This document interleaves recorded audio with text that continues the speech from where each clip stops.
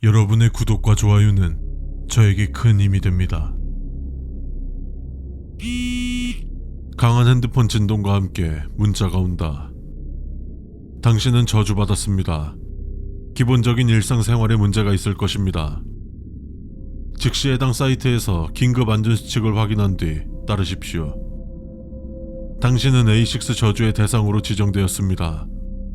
A6 저주는 신체 훼손은 물론 정신적 피해까지 유발합니다. 귀하는 평소 생활과는 조금 다른 생활을 해서 저주를 극복해야 합니다. 주변에 있는 그것들이 당신을 노릴 것입니다.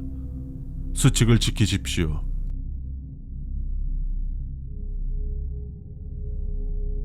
첫 번째, 저주자를 찾지 마십시오. 그것들은 당신을 노리는 것과 동시에 저주자를 보호합니다.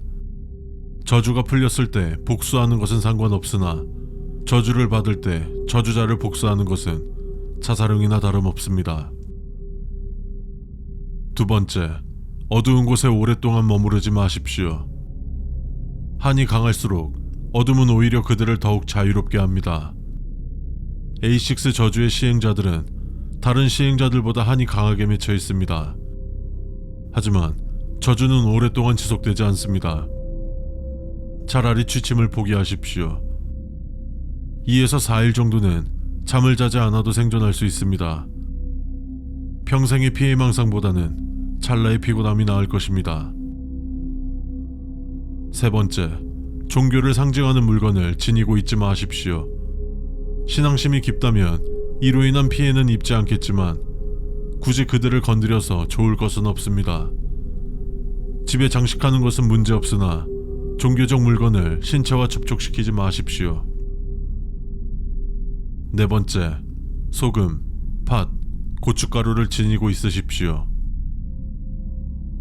다섯 번째, 갑자기 머리가 아픈 경우 소금물을 드십시오. 사악한 그들은 당신의 신체를 아프게 하며 민감한 두뇌의 근육은 그것에 반응할 것입니다. 소금물을 마시면 약간의 완화 효과가 있을 것입니다. 여섯 번째, 엘리베이터, 비행기, 배와 같은 사고가 종종 일어나는 장소에 접근하지 마십시오. 근본적으로 사고와 연관이 있는 장소에 가는 것은 좋지 않습니다. 사고를 예방하는 가장 좋은 방법은 사고가 날 만한 장소에 접근하지 않는 것입니다. 일곱 번째, 새벽에 들리는 소리는 철저히 무시하십시오. 아마 강력한 그것이 살아있는 육체를 찾아 돌아다니는 것일 겁니다. 하지만 아무리 원한이 강하더라도 깨어만 있다면 노리지 못합니다. 여덟 번째, 갑자기 정전이 일어나는 경우 밖으로 나가십시오. 이번 수칙과 같이 어둠 속에 오랫동안 머무르는 것은 좋지 않습니다. 그들도 알고 있습니다.